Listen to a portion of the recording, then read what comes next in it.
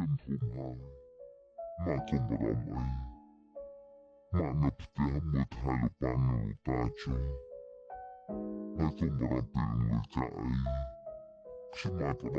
៉ា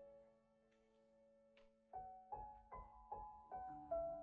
លុយកាក់អីខ្ញុំអាចផ្ដល់បានចាំឡើងខ្ញុំទៅសិនហើយ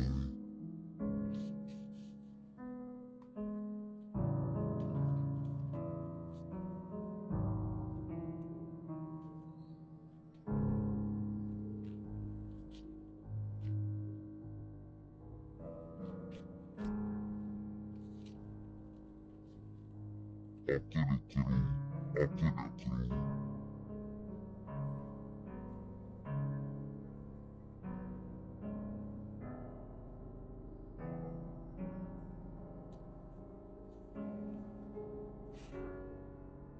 វាយកុំយំអីត្រូវខំប្រឹងហាត់បន្តទៀតពេលរលឹកបានច្រើនខ្ញុំនឹងត្រឡប់មកវិញទោះស្មីខ្ញុំក៏ពួយទៅចូលរួមប្រកួតដែរអាចារ្យតើដល់ខ្វាងជ័យត្រូវមើលថែខ្លួនដល់ល្អផងមកសម្លាញ់ខ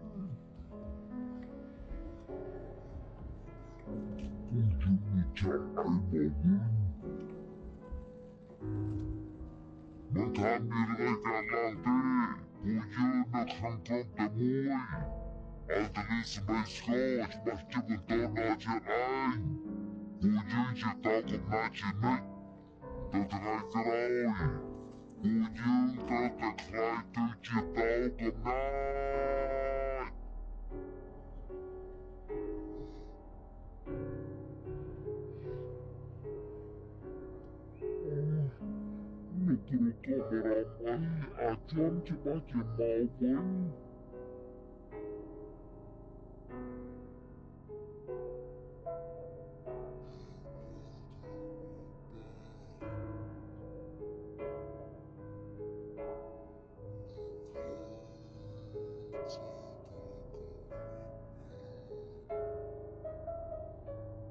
ចន់កំពុងធ្វើអីណោះខ្ញុំជឿថាគេរស់នៅសុខសប្បាយគេច្បាស់ជាអត់ចង់មកវិញទេតើខ្ញុំគិតនៅកន្លែងណានៅខាងក្រោមនោះ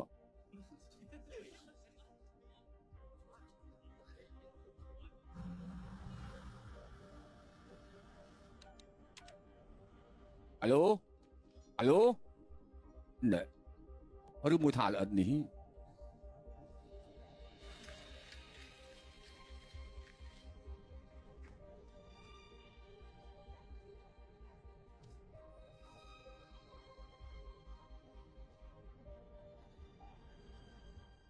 លោកគ្រូអាចជន់ត្រឡប់មកវិញទេ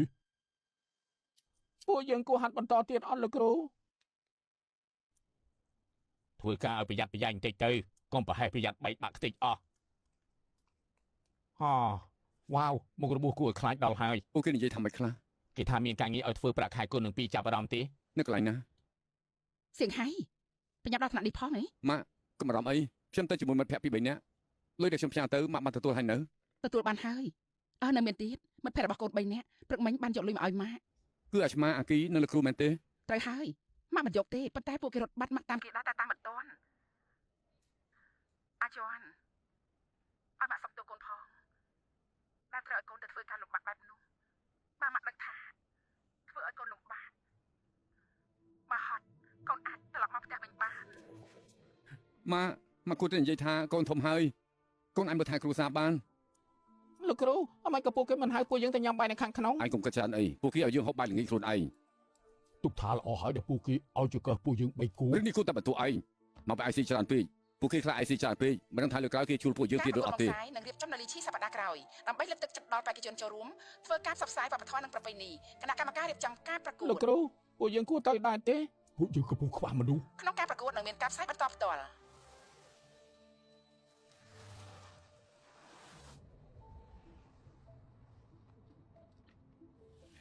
សំទោអរគុណ នេះជារបស់លោកមែនទេ អស់គឺជារបស់ខ្ញុំអរគុណ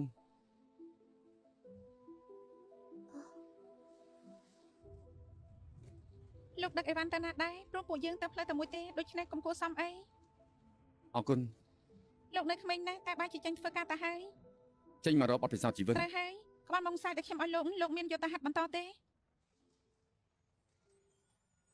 អត់ទេអេគួរឲ្យស្ដាយណាស់គ្រួសារខ្ញុំមិនចង់ឲ្យខ្ញុំលក់មកខ្សែទៀតទេក្រោយពេលខ្លះជាអ្នកការទូនខ្ញុំក៏លែងបានលក់មកខ្សែទៀតតែខ្ញុំនៅតែចង់ឃើញក្មេងប្រុសម្នាក់នោះក្មេងប្រុសដែលឈ្មោះដូចខ្ញុំឡើងប្រគួនកាន់ក្បាលមកខ្សែក្រហមឡើងប្រគួនប៉ុន្តែមិនអីទេត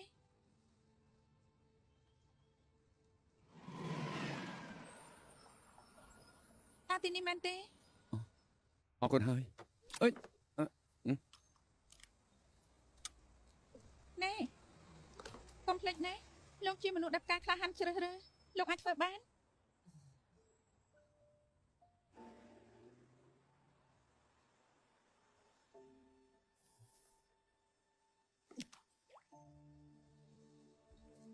នៅទីក្រុងធំណាស់ដូច្នេះអ្នកគ្រូមិនបានត្រៀមអ្វីច្រើនទេសម្រាប់ពួកឯងយល់ល្មមបានហើយ ត្រូវហើយ ពួកឯងនឹងបានជួបអាចារ្យកុំភ្លេចជូនរបស់នេះទៅឲ្យគេផងគេនៅក្រុងម្នាក់ឯងវាមិនស្រួលនោះឡើយ ដឹងហើយអ្នកគ្រូ អ្នកគ្រូអត់បើរកអាចារ្យមិនឃើញ មករកមិនឃើញត្រូវត្រឡប់មកវិញ យល់ហើយ យល់ហើយ វ៉ាវនេះជាការប្រកួតម៉ងសាយតាអាចារ្យហើយតាណានឹង ទៅធ្វើការ ស្អែកនេះចាំធ្វើទៅ បើមិនធ្វើការបានលុយពីណា ឯងធ្វើការច្រើនយ៉ាងនេះនៅខ្វះលុយអីទៀតនៅខ្វះលុយប្រមាណ ខ្ញុំមិនដឹងថាប្រហែលទៅគ្រប់ទេ អូសុំខ្លាចឯងហើយ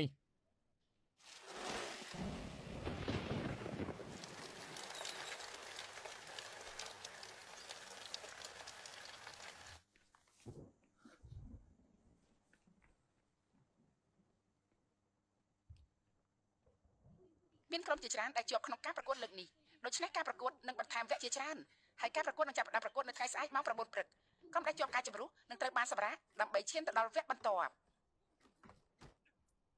កើតមានរឿងអីឯងមកយឺតកន្លះម៉ោងហើយដឹងពីផលប៉ះពាល់ដែលមកយឺតទេ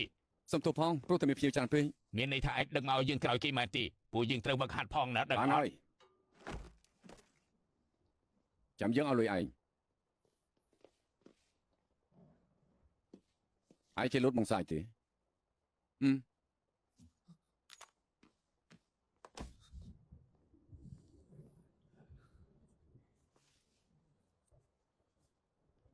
អាយ៉ាទឹកសុបកំពប់អស់ហើយឯងធ្វើការយ៉ាងម៉េចហ្នឹងអាជនបរាជ័យនេះខ្ញុំមិនមែនជាជនបរាជ័យទេ ហ៎ បើចឹងឯងជាស្អី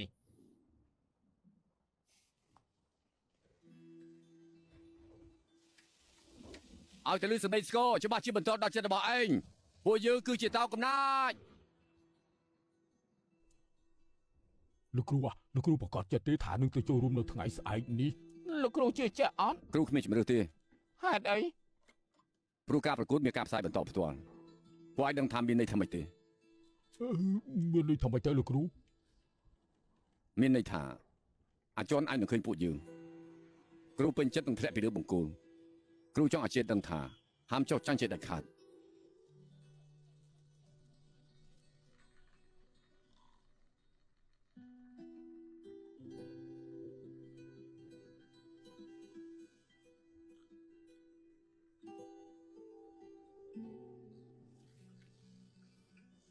ទោះថា